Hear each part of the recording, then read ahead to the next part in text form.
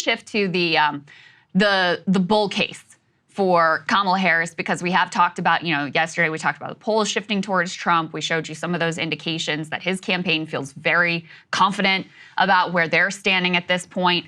Kamala Harris, will start with this. She went on Club Shay Shay. This is Shannon Sharp's program. This was released yesterday, and it was a very friendly softball. It was so as bad. All these podcast interviews have been. It was, again, makes me deeply depressed about the media landscape in which we exist. But in any case, let's take a listen to a little bit of how that went. Well, so I'm really glad you brought that up, Shannon. So first of all, let's clear up certain myths. Okay. You know those checks that went out? Yes. Those stimmies? Right. Right. The stimulus check. Yeah, I know. Well, right. Yes. Yes. We got to be for stimulus, but they call them stimmies. Okay. The reason those came about is because there was a Democratic majority in the House of Representatives and Congress. Mm-hmm. People like Maxine Waters, people like Hakeem Jeffries, right? Yes. Who did the work of pushing to say, people need help right now and we need to send out checks. There was a whole lot of opposition to it, including from Donald Trump's White House. Yes, even him. I think he was resistant to it at first. Yes. That's why those checks, remember, Congress holds the purse. Yes. So really, Congress wrote those checks. But then Donald Trump, unlike any president before or after, decided he put his name on those checks. So therefore, people thought Donald Trump gave me that check.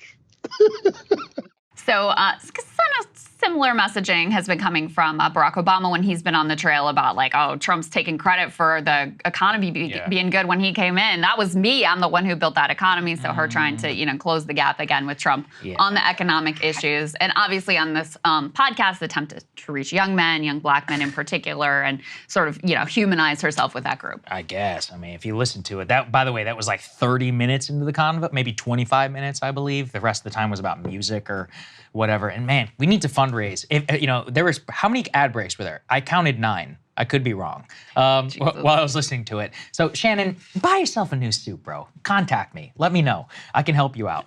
In terms of the actual content, I don't know. It seemed deeply cringeworthy to me, as you said. It's been fitting with this the podcast election. Podcast election sucks. Basically, I'm not a fan. It's just bullshit. Is the best way I could describe. He even opened the interview. He's like, "And we hope that you win." I was like, "Come on, bro. What are we doing here? It's not even a pretense of a challenge on anything." Now, let's shift to the bull case because obviously these, stimulus checks did matter last time around.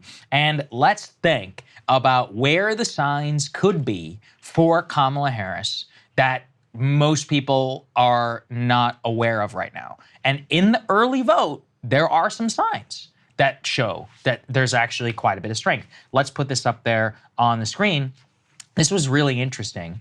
This was what YouGov amongst 48,732 likely voters, so actually a huge sample. And then if you actually dig into it, what you start to look at is the swing from 51% for Kamala Harris and then 47% for Donald Trump. That would, Krystal, would be the same 4 points that Biden effectively won the popular vote by last time around, which could be enough to put him over the edge. And if you combine that with some of the other early vote numbers that we're beginning to see, it could be a sign of strength for him. Yeah, if we leave this up on the screen, this is a large enough sample. This is the largest survey of voters that we will get. Yes, 48,000 likely voters is a preposterously large number. The methodology here is a little bit different. They do a pre and post election interview. The data from that study they make available to scholars. This is something that's done every year. So this is a large-scale survey of political attitudes. They run it then through their own likely voter model in order to come up with these numbers. So they give a 4-point gap in favor of Kamala Harris. That's the same amount that Ipsos ABC poll that we covered yesterday had in favor of Kamala Harris. And you're right to point out that's roughly the margin of victory in the popular vote for Joe Biden as well. Just keep this up for another second. A couple things that jump out here. The gender gap, they have Kamala Harris actually winning men 49-48, very different than other surveys that we've seen, that could indicate they're picking up something that other surveys aren't. they could indicate that their survey is wrong. They have Kamala Harris with a significant gap with women, 53-42. So that's noteworthy. They show her performing basically the way Biden did among young voters, 18 to 39. She wins them 59 to 37. If you look at the rural, urban, suburban split, they have her dominating the urban category, winning the suburban category, which I believe Trump has won in the past, and then obviously losing bad in the rurals to Donald Trump. So that's the data that they show here. And so we can ask the question, okay, well, how has this survey done in the past, since this is something that they do every time? Last time, in 2020, they actually precisely nailed Biden's nationwide percentage. So they got exactly right what percent of the popular vote he would get. However, they did underestimate Trump by 4. So, they got Biden's number right, but they underestimated Trump. So that's, worth noting. They found Trump losing to Biden 51 to 43. The 2016 survey apparently underestimated both Hillary Clinton and Donald Trump, with Clinton taking 43%, Trump taking 39% in their pre-election survey. They would go on to win 48% and 46% respectively. Of course, we remember Hillary Clinton won the popular vote by 2 percentage points, but lost in the Electoral College. So they had the margin was pretty close, and they had Hillary Clinton getting more of the popular vote. But in the end, they actually underestimated both of those candidates. So take that for what it's worth. But the fact that it's such a large sample makes people take this particular survey relatively seriously. Yeah, absolutely. That's why it mattered. Let's go to the next one. This was one that we wanted to highlight too. And actually, we mentioned it a little bit with Logan, but it's still very important to dig into. And look particularly at that Nebraska number. So what they have is that in Nebraska, Dan Osborne, of course, in a tight race there. But more importantly, Dan. I'm rooting for a shock. What they have most importantly within this is that they have Kamala up by some 12 points or so. Yeah, in that special district. Now, the reason why that matters is that special district is Nebraska not only has its own electoral college vote, which is what would put her at 270, 268 if Trump does win Nevada, Arizona, and Georgia, but that Omaha suburb and white college-educated vote was one that Biden only won by 7 or 8 last time around. So it actually shows an overperformance amongst white college-educated voters, which last time was a big precursor for what the 2020 vote ended up looking like and the suburban vote shift. So what it would see is that not only would you have Kamala doing as well as Biden last time around with white college-educated voters, but even better. Now, can we transpose that to the swing states? I mean, not entirely, but it is an indicator of strength with that core demographic group, and one that if it were to bear out on election day would be enough to put her over the edge. Yeah, I mean, if Kamala actually won this district that Biden won by 6, if she wins it by 12, that is not consistent with her losing. Yeah, exactly. I mean, that's the best way to because it would certainly extrapolate out to, Midwestern states or Midwestern college-educated voters or whatever. Like, if she is winning these type of districts by a significant amount more than Biden was winning these districts, that would be very indicative. It's one survey, take it with grains of salt, blah, blah, blah.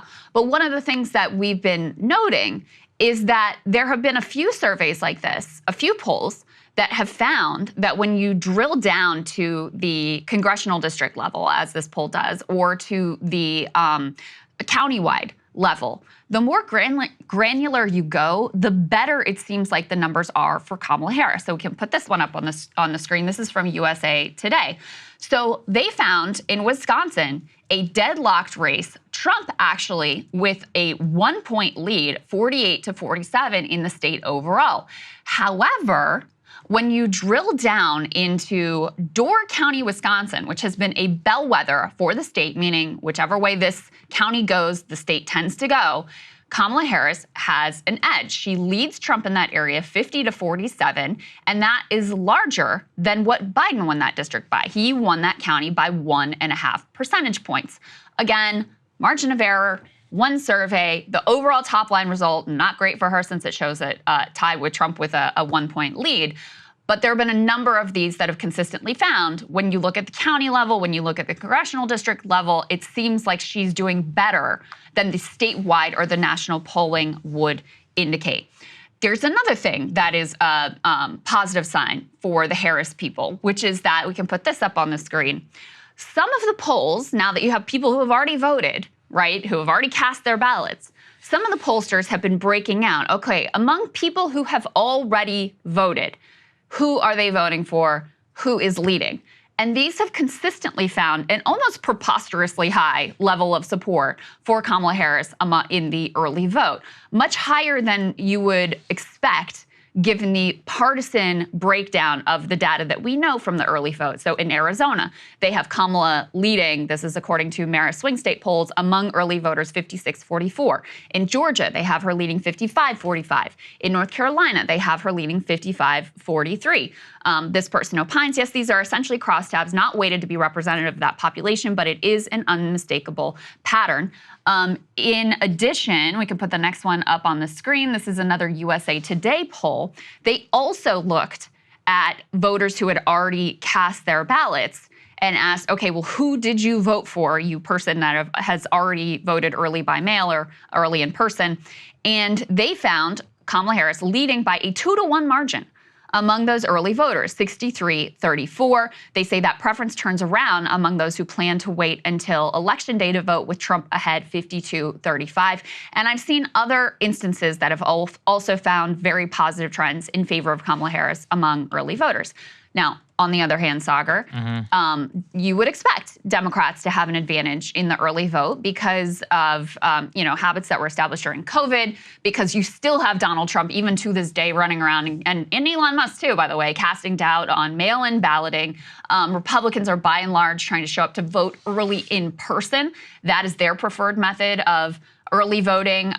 In the state of Pennsylvania, that's actually an onerous process. I was reading yesterday. They don't have a normal, like you just show up and it's like election day and you just go and cast your ballot and feed it in the voting machine. You have to go request an absentee ballot, go home, fill it out, come back. It's like very cumbersome. What a pain. And it's stupid, right? And people are getting very frustrated with that process. But in any case, so especially given the way that things have trended historically recently, there have been, the voting patterns early have been kind of all over the place, makes it very difficult to read into what these early numbers are indicative of. But like I said, what they seem to indicate in terms of the hopeful case is if you look at the partisan breakdown of who we know has voted early based on TargetSmart and other data analysts, and then you look at this level of margin, it seems to indicate that some substantial proportion of independents are also coming into the Democratic camp, which is precisely what put them over the top in so many places in 2022. Yeah, and so I was just looking this morning and I saw a very good, concise summary from Mark Caputo, who's a reporter. He usually covers Florida, and he just says, look, number one, Trump is doing well in Sunbelt. It's not enough. He needs 1/3 of Rust Belt states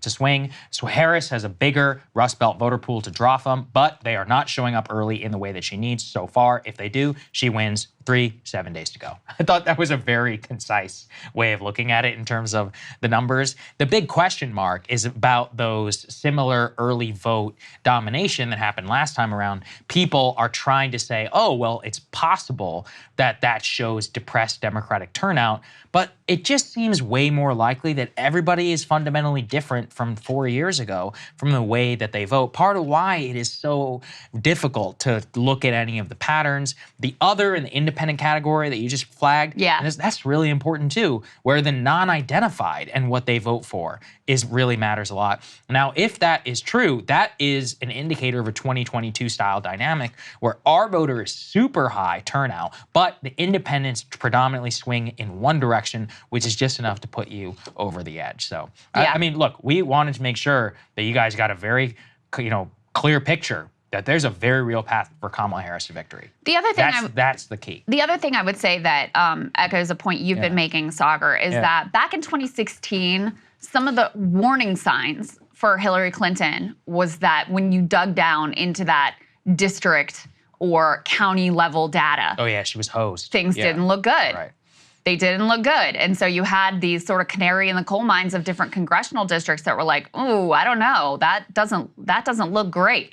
But there was so much, assumptions, so many assumptions about the inevitability of Hillary Clinton that was all sort of papered over until after the fact when people looked back and said, there were some warning signs here. People just totally ignored them. This time, if anything, those warning signs are going in the other direction.